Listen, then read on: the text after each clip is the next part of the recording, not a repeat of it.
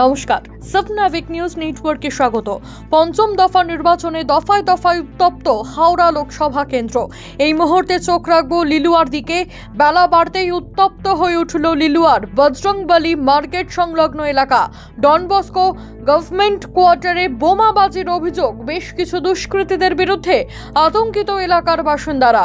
ভয়ে ভোট দিতে যাওয়ার জন্য বের হতে পারছেন না ভোটাররা। রাস্তার পাশে পড়ে রয়েছে বোমার খোল।